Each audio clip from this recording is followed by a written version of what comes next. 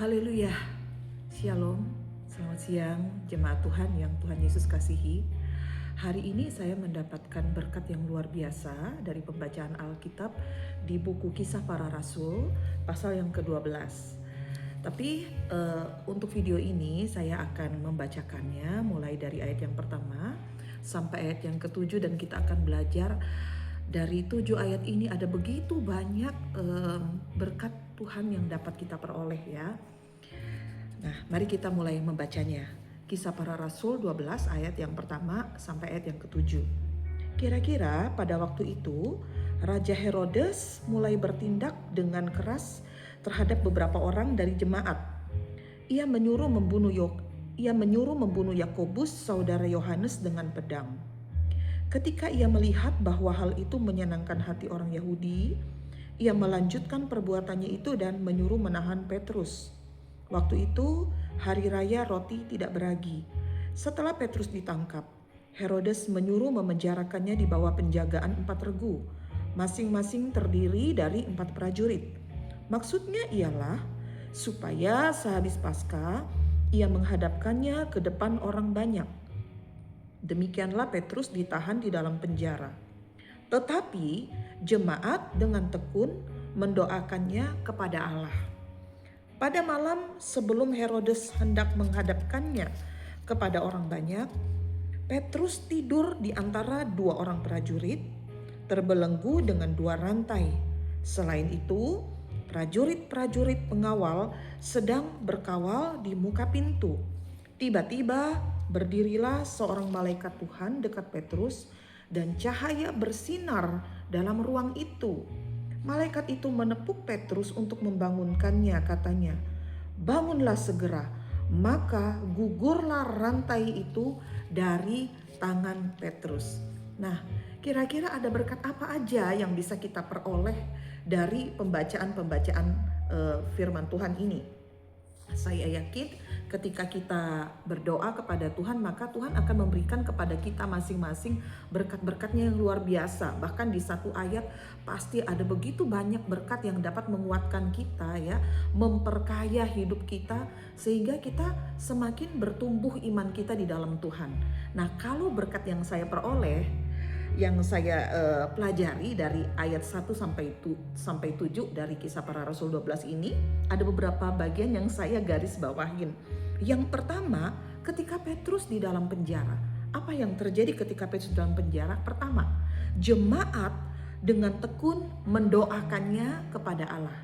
Nah, kita tahu bersama dari Kisah Rasul 1 sampai Kisah Rasul pasal yang ke-12 ini, kita tahu bersama jemaat mula-mula ini jemaat yang tekun di dalam pengajaran firman yang benar, dan mereka penuh dengan Roh Kudus. Bayangkan orang-orang yang penuh dengan Roh Kudus ini, mereka saling bersekutu, mereka dengan tekun bersama-sama, mereka berdoa. Ya, ini penting sekali Bapak Ibu Saudara-saudara. Dalam Mazmur 133, ketika ada kebersamaan, ada ikatan kasih, maka akan ada berkat Tuhan. Bayangkan ketika setiap kita penuh dengan Roh Kudus, kita berdoa bersama, maka akan ada mujizat Tuhan. Kira-kira bagaimana kondisi Petrus di penjara? Mari kita lihat di ayat yang ke-6 dijelaskan di sana. Ketika Petrus di penjara, 1, dia terbelenggu dengan 2 rantai.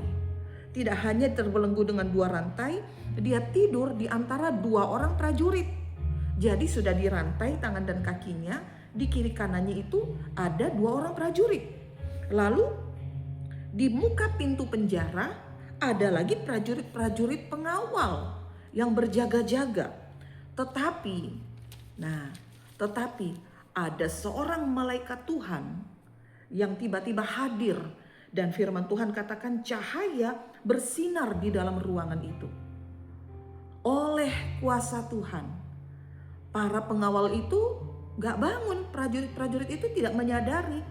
Coba kalau kita lagi tidur enak ya, biasanya ya kemudian ada seseorang yang menyalakan lampu kamar tidur kita. Tentu kita akan terbangun, tapi ini luar biasanya, para prajurit itu mereka tidak terbangun. Dan selanjutnya malaikat itu menepuk Petrus untuk membangunkannya. Ya, jadi dalam penjara Petrus tertidur. Mungkin kita sama seperti Petrus ya pada saat ini. Ada di antara kita yang terpenjara oleh kepahitan, terpenjara oleh perasaan bersalah akibat tindakan-tindakan kita, keputusan kita di masa lalu. Terpenjara oleh keadaan, terpenjara oleh kesulitan yang rasanya tidak mungkin berubah. Tapi percayalah, ketika kita penuh dengan Roh Kudus, ketika ada kesatuan hati di antara kita, maka Tuhan hadir.